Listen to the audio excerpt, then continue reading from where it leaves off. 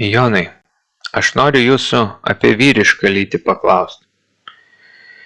O kaip vyrišką seksualinę sveikatą kelti?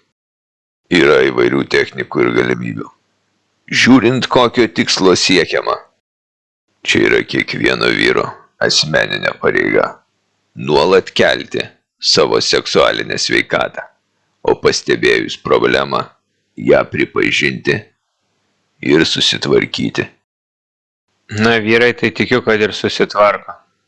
Tačiau, kad tapti tokiu vyru, yra kelias ilgas. Ir daug kas jo net nepradeda eiti. Pavyzdžiui, buvau santykiuose su vienu, kur motociklą turėjo. Ir lovoje jam nelabai išeidavo. Kelios minutės ir baigta. Tai jis pasiimdavo motociklą.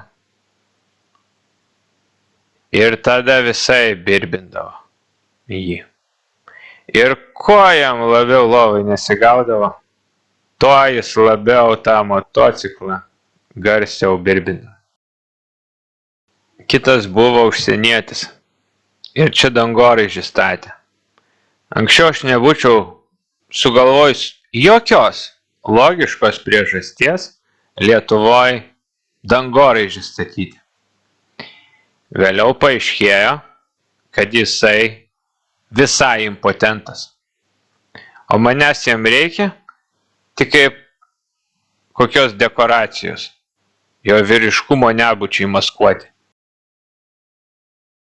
Negalėjo jis lovai jokios erekcijos turėti. Užtat tą bokštą čia taip karštligiškai statė. Pabaigė statybas, išvažiavo iš šalies ir nebegrįžo. Dabar jau žinau, kas už tų dangoraižių iš tikrųjų slepiama.